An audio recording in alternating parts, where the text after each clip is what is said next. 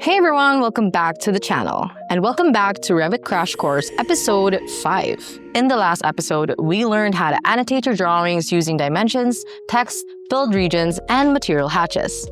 Today, we're taking the next step in the design process, space planning. We'll learn how to create program bubbles, resize spaces using smart dimensions, and build custom room shapes, and even create conceptual building masses that can automatically generate floors. This is one of the fastest ways to explore design ideas before committing to a full 3D model. And if you haven't seen episodes 1 to 4, make sure to check them out at the Revit Crash Course playlist right over here. Each episode builds on the previous one, so make sure you've seen those. And once you're ready, let's jump in.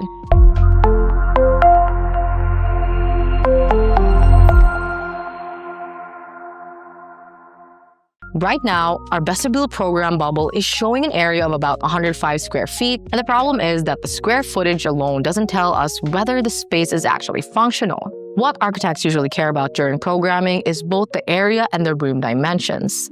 So let's measure this bubble. Go to the Annotate tab, choose Align Dimensions, and select one of the most standard dimension types. Notice that Revit remembers the dimension styles we created in the previous episode because these program bubbles are smart filled regions, which means they can be measured, resized, and tagged dynamically. When I place a dimension on this bubble, I'm not just measuring it, I can actually control it. If I click on the dimension value and type a new number, the bubble automatically resizes. For example, if I change the width from 11 feet down to 6 feet, Revit immediately adjusts the shape and recalculates the area. This is one of the biggest advantages of parametric design. The dimensions are connected to the geometry. If you change the number, the design updates automatically. When you're laying out a building program, those bubbles should usually represent the net usable area. That means the space inside the walls, not the overall building footprint. If you're designing a room that is exactly 6 by 10 feet and then add 6 inches walls around it, the usable interior becomes smaller. A good programming plan accounts for wall thickness before you start building the 3D model.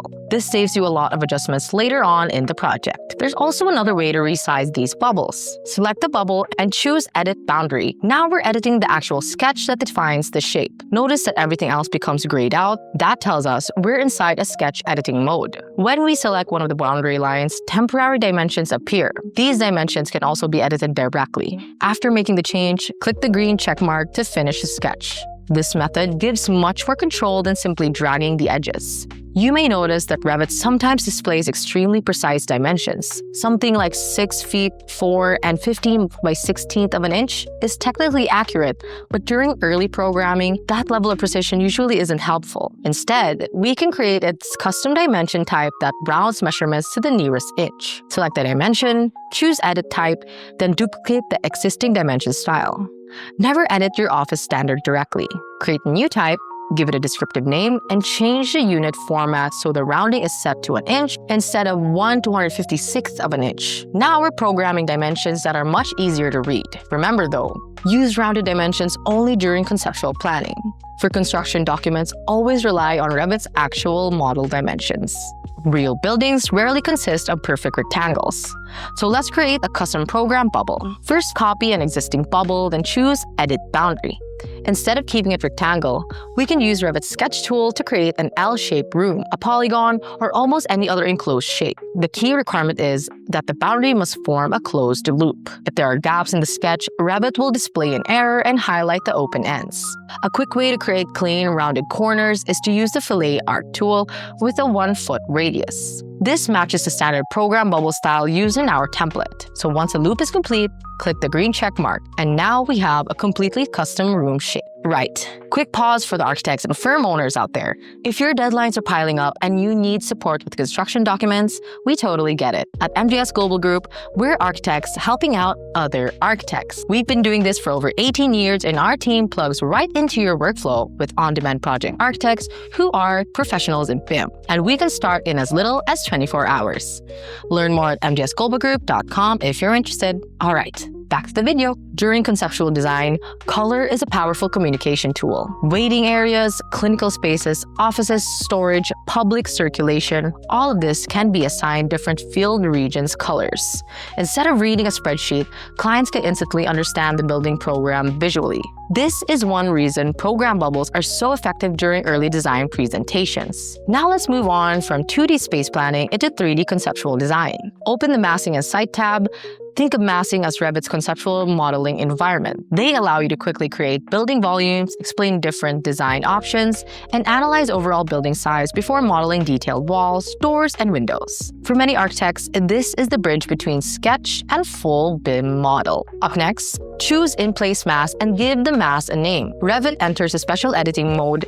Just like when we're editing filled regions, we're now creating a sketch that will define a three-dimensional object.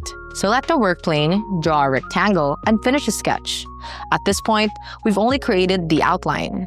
To turn it into a volume, select the sketch and choose Create Form. Now we can push and pull the mass upward to create a building volume. This is incredibly useful for testing different building heights and proportions. One of Revit's smartest features is that it can automatically generate mass floors.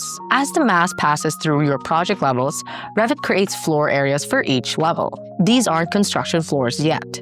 They're analytical floors that calculate area, parameter, and volume.